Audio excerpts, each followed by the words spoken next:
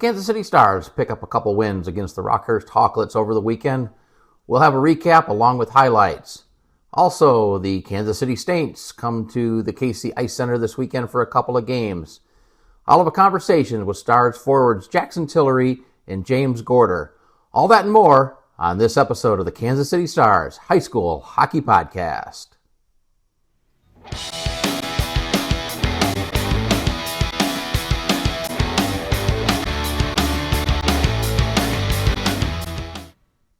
And welcome to this episode of the Kansas City Stars High School Hockey Podcast. I am your host, Rob Plamondon. Thank you for watching. As always, a few reminders. Hit the like button. Subscribe to the channel if you're not already subscribed. Turn on notifications and let us know what you think in the comments below. Also, if you're not following the Stars on social media, links to Facebook, Instagram, and X, formerly known as Twitter, will be put in the description below. Well, a good weekend for the Stars as they picked up a couple wins against the Rockhurst Hawklets by scores of 4-0 and 9-1. Saturday night's game played at the Advent Health Sports Park at Blue Hawk, and that is a mouthful, which if you haven't been down there, you need to get down there. It is a beautiful facility, a lot to do, not just hockey, but a lot of other things for the entire family. In Saturday night's game, Stars get the 4-0 win. They get off to a fast start with 3 goals in the first period, a goal early in the second period, and that pretty much was it for the scoring. They controlled the play for most of the game, outshot Rockhurst by a margin of 48-14. And Rockhurst had 9 of their 14 shots in that third period, and really by that point the game was pretty much, or the outcome rather, had pretty much been determined. And that third period, the Stars were just content to sit on that lead. But for the most part, pretty dominant performance by the Stars. So let's get to the highlights. Stars get on the board early. It's Luke Gressel getting his 7th goal of the year. Speicher here with the wraparound attempt and Gressel knocking it home. Roy Postlethwaite was very upset, thought he'd been interfered with, and here he is pleading his case to the referee, but to no avail. Different view, compliments of Michelle and Brian Gressel, and I'll let you decide if that was goalie interference. Personally, I don't think it was, but let us know in the comments if you think otherwise. Second goal of the game, here's a pass up to Tristan Pryor, and first shot, Postlethwaite makes the save. The puck comes right back to Pryor. He puts it underneath the crossbar. That made it 2-0. Another view of the goal here. This is actually a much better view. You can see the rebound come to him and Pryor putting it underneath the crossbar. Gressel with the second goal of the game, taking the pass from Speicher on the breakaway, beating Postlethwaite 5-hole. That made it 3-0 late in the first period. We'll take another look at this from the ice level view again, thanks to the Gressels. That made it 3-0. Later in the first period, Weston Glendenning taking advantage of the turnover here with a good scoring opportunity. Postlethwaite has to make a nice save here to keep it 3-0. Then Gressel early in the second period with a wrist shot. That makes it 4-0 early in the second period. Another look at this one from ice level. This completing the hat trick for Luke Gressel, his 9th of the season. Weston Glendenning putting a big hit on Bennett Coleman here. And speaking of the game getting physical, a great view from the Gressels here as Michael McTavish will take a swing at Luke Gressel in the goal crease as there's a pile of bodies. Gavin Napier had a good game making the save here on Jack Korntager, another save here on Jonathan Greco. He gets the 4-0 shutout. Again, Luke Gressel with the hat trick as the Stars win it 4-0. And I'm here with Stars forward Luke Gressel. Luke, great game tonight. And what's it mean to get a win tonight? It's pretty good. I mean, we don't really like them, but so it's kind of good to win. But I think we can definitely play a lot better than we did. Even better to get a shutout? Yeah, a lot better for Brickhouse. Yeah, so you get the hat trick tonight. Great job there. Tell me about the second goal, though. It looked like a clean breakaway. It looked like the defenseman might have got back a little bit. Tell me about the goal. I'm honestly not too sure. I don't even know where it went in at, so I can't really speak too much on that goal, but solid pass. I don't know who it was by, but solid pass by whoever passed it to me. I think it was Truett, yeah. Solid pass by Truett. Yeah. All right. Well, hey, again, great win tonight. Good luck tomorrow, and great job. Sunday's game, pretty similar to Saturday's game in terms of the Stars getting out early, scoring 3 goals in the first period. They added 5 goals in the second period, made it 8-0. Rockhurst did get a goal early in the third period. Again, a similar flow to the game. Stars controlling the game. Defense doing a great job of keeping the play in front of them, avoiding the odd man rush. Shots on this game. Stars outshot Rockhurst in this game 45-13. And again, a pretty dominant performance as the Stars win at 9-1. And let's get to the highlights. Gavin Pascoe gets the scoring started for the Stars on a rebound off the shot by James Gorder. That made it 1-0, just 2 minutes and 56 seconds into the game. Tristan Pryor will make it 2-0 shortly thereafter, a power play goal.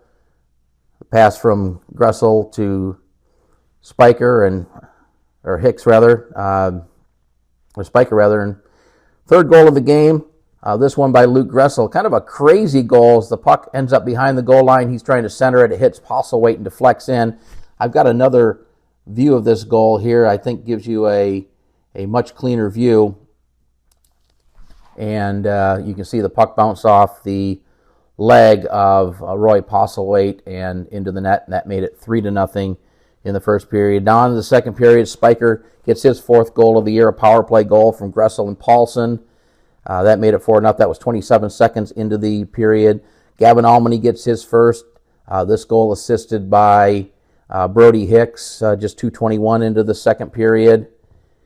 Looked like Rockhurst had cut it to 5-1, but this goal was disallowed due to a high stick that was Bennett Coleman from Holowinski, but again waved off. Stars make it 6-0. James Gorder getting his 3rd of the season from Gavin Almany. Still in the second period. Mid-second period, big collision between Carson Reuter and Michael McTavish as things got a little bit physical. Aaron Wayne then gets on the score sheet, his 2nd of the year, assisted by Justin Schutzler and Ella Shabilski. That made it 7-0. Truett Speicher, his 2nd of the year, 2nd of the game, 4th of the year, an unassisted goal. That made it 8-0 late in the second period. Start of the third period on the power play. Ben Holowinski will get it up to Connor Cowan. He beats Gavin Napier for the only goal that Rockhurst had all weekend. That made it 8-1. And then just seconds later, Luke Gressel coming down the ice. His shot hits the goalpost, out to Paulson. Ziggy on the spot puts it into the mostly empty net, and that made it 9-1. The rest of the period with a running clock, pretty much just back and forth. The Stars just content with running out the clock, and they get the 9-1 win. Hey, joined now by Stars goalie Gavin Napier. Gavin, first of all, great weekend of hockey, a couple wins. You get the shutout last night, just 1 goal today. Talk about this weekend and what it means for the team. The weekend kind of brought us up in the standings. It was really nice. It was good to see the team finally starting to play together a little bit. The game last night was a little rough with everyone was trying to do it kind of themselves a little bit. But we kind of figured it out today, and I think we came out with a better outcome. Yeah, just today. give you some momentum going into the rest of the season, or at least in the holidays. Yeah. Well, hey, Gavin, great play this weekend. Congratulations, and good luck the rest of the way. Thank you. For the weekend, just calling out some of the performances here. Luke Gressel with the hat trick on Saturday. He had 4 goals for the weekend, 3 assists. Truett Speicher, a pair of goals, 5 assists for him for the weekend. Tristan Pryor, 2 goals. Brody Hicks with 3 assists. The Stars had 13 players with at least 1 point, and in Sunday's game, 8 different Stars put the puck in the back of the net. Gavin Napier, outstanding all weekend, just allowing 1 goal. Had the shutout on Saturday, faced 27 shots over the weekend. A great performance by Napier. And the Stars did what they had to do. Pucks to the net. They skated, they passed well, they had a presence in front of the goal. The defensemen kept the play right in front of them. Good on the back check. And no careless play with the puck in front of their net, and just a lot of positives that the Stars can take away from this game as they head into the rest of the schedule. JV teams were in action as well this weekend. JV won with a couple of games, losing to the KC Knights JV1 by a score of 6-1, and then losing to the Stars JV2 by a score of 3-2. JV1 still in search of its first win this year.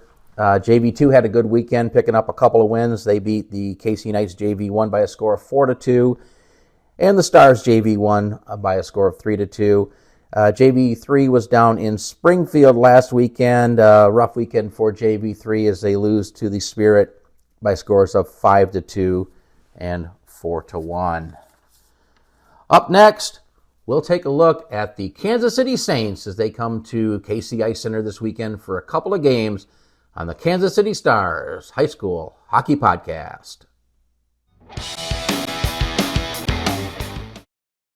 The Kansas City Saints come to KC Ice Center this weekend for a couple of games against the Stars.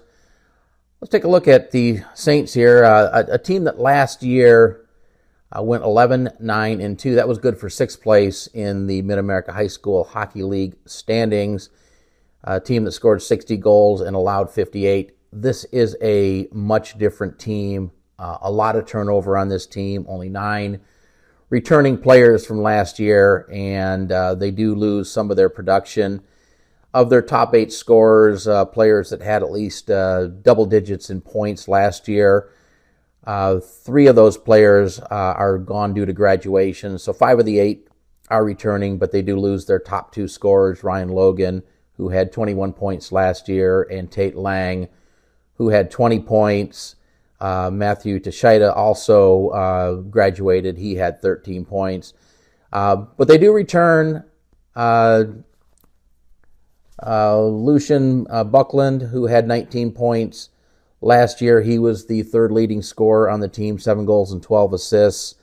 Also, Aiden Dame returns. He had 16 points last year. Sam O'Reilly, who had 13, and Nathan Verachter and Hakan Bradenson, who both had 11 points last year. They are on the roster this year as well. So they do have some players that can score goals, but this year they have struggled. 1 win, 7 losses, 2 ties through 10 games this year, and have only scored 13 goals. So really struggling to get the puck in the net. They've given up 34 goals, which that isn't too bad, but when you only score 1.3 goals per game, it makes it very difficult to win.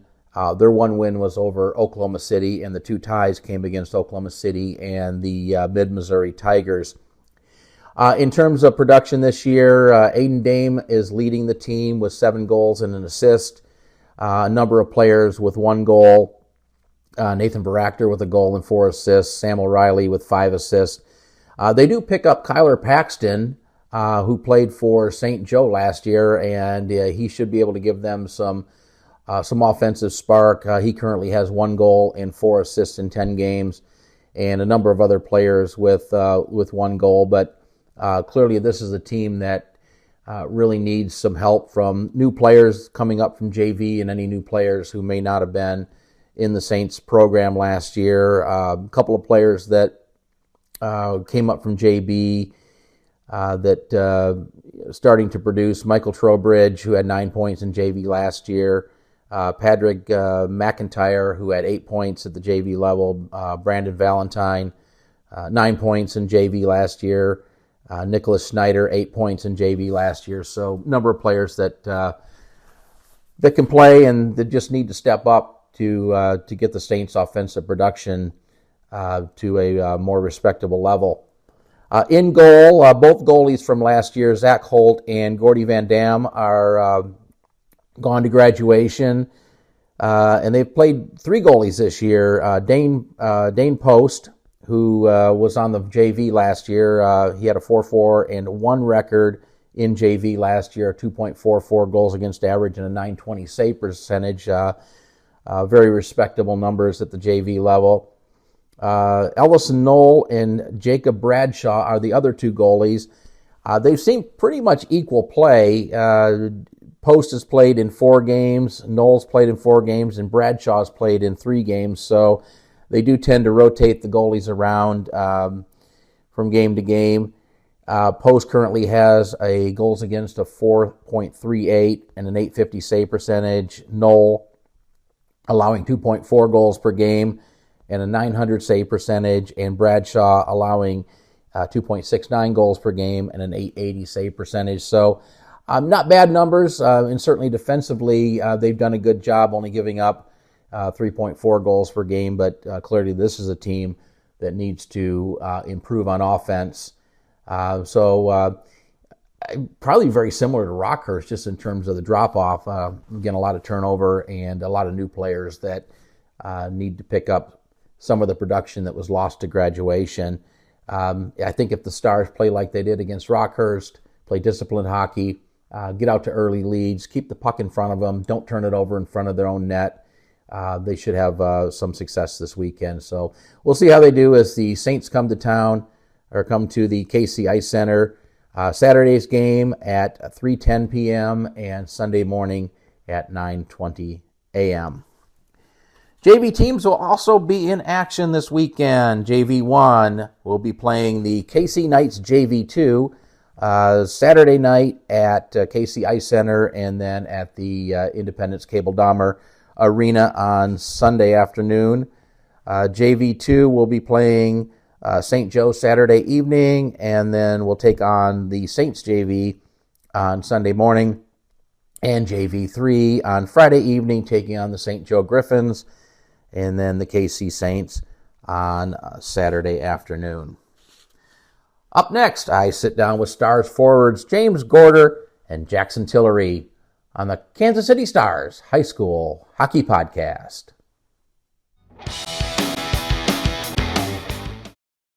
And I'm now joined by Stars forwards Jackson Tillery and James Gorder. Gentlemen, welcome to the podcast. Thanks for having us. Great. All right. Well, hey, first of all, great job this weekend picking up a couple wins against Rockhurst. I know they're not the strongest team in the league, but still has to feel pretty good to get a couple of wins. Talk about the wins and what the team can take away from this weekend, and how they can apply that to the rest of the schedule. Well, we won, but we didn't play very well, and I don't think if we play like that, we're going to win very many this rest of the season. I think we did good scoring. We definitely had a lot of shots on Saturday. Yeah. And we just need to keep shooting because it'll go in eventually. Yeah. Well, the Saints come to KC Ice Center this weekend. What do you know about them, and what's it going to take to get a couple of wins? I know that they got a couple big guys, so getting them out of the front of the net and definitely not screening the goalie. Mm-hmm. I think we played them before and we beat them, but that was earlier in the season. We're a whole different team and they're a different team, so I think we just got to keep shooting and keep scoring. Yeah, and kind of like Rockhurst, they've struggled this year. I think they've only had one win so far. Any concerns about looking past them, or are you guys going to be ready to go? I think we're ready to go. Just keep focused on the game and not think about the rest of the season. Yeah, if we played like we did Saturday against Rockhurst, we should be good. Yeah. Just a couple of weeks ago, before the holiday break, what are the keys to finishing strong going into the break? Just getting your rest, eating good, and staying locked in practice and film, and making sure we're practicing like we're playing. Yeah, I think it's important to get some wins here before we go and get some good momentum through the holiday that we can continue with this. Yeah. After. Any plans to play some hockey over the holiday? You guys going to play in the alumni game? Ooh. No. I can't. Yeah. I can't. No, can't. Okay. All right, we have a little bit of fun here. Thinking back of all the years you've played hockey, is there a memory or a moment that stands out? Let me go. Yeah, you got it. Last year we went to undefeated Omaha and beat them on their senior night. Nice. It was good. He played for the Metros, by the way. Not really big memories, but just I guess we can go to who are the Tigers? I don't know. Me and Brody getting in that Midmo? Midmo, getting in that little scrum down there in the bottom. That got me going. Nice. Great. All right, and who are your favorite NHL teams, and who's your favorite player? Well, my favorite team's Las Vegas Knights, but my favorite player is Alex Ovechkin. I strive to have that one T that he's got. Mine's the Chicago Blackhawks, and Patrick Kane, while he was on the Blackhawks, that was always my favorite. I know he's on my Red Wings, so that's true. a good thing. Yeah. Have you given any thought to what you might do after you finish high school, and any plans to keep playing hockey? Well, if I could play hockey, I mean, that'd be great. But if not, I'm just going to go straight into the workforce and do some plumbing. There you go. Yeah, I definitely plan to go to college. Not sure where, but I'd like to keep playing if I could. All right. Well, Jackson, James, thanks for joining us today. Best of luck to you the rest of the season. If I don't see you, have a happy holiday. Thank you. All right, guys. Thank you. All right. Well, if you had a chance to make it out to the Blue Hawk Center on Saturday night prior to the Stars game, the Kansas Jayhawks were in action, and the Jayhawks feature a number of Kansas City Stars alum, including Connor Brace, Nick Wollington, Kyle Mead, and Luce Van Heerden. Nick Wollington was in the lineup for Saturday's game, and I had a couple opportunity to pick up a couple of ISO videos here, which I'll put up here. Here he is taking the puck to the net, getting a good scoring chance in the third period against the Nebraska Cornhuskers. And on this play, he'll take the puck off the rebound. It's misplayed by the defenseman, and he snipes it right up underneath the crossbar, which at the time gave the Jayhawks a 4-3 lead. They would eventually go on to win the game 7-4. Nick had 2 goals in this game, 3 goals for the weekend.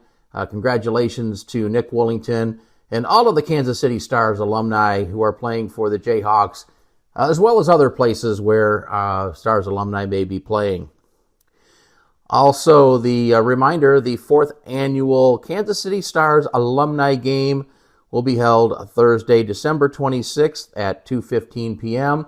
Come on out and take a look watch the former Kansas City Stars as they take on the current Kansas City Stars. And if you are a Kansas City Stars alum and you haven't RSVP'd yet and you want to play in the game, reach out to Coach Mike Shabilsky. Let him know that you want to play, and he'll make sure you're part of the roster. Thanks to Asplin Tree Experts for supporting Kansas City Stars hockey. And a reminder, if you can't make it out to the rink this weekend for the games against the Saints, we will have those games live streamed on the Kansas City Stars YouTube channel. Thanks for watching, and we hope to see you soon on another episode of the Kansas City Stars High School Hockey Podcast.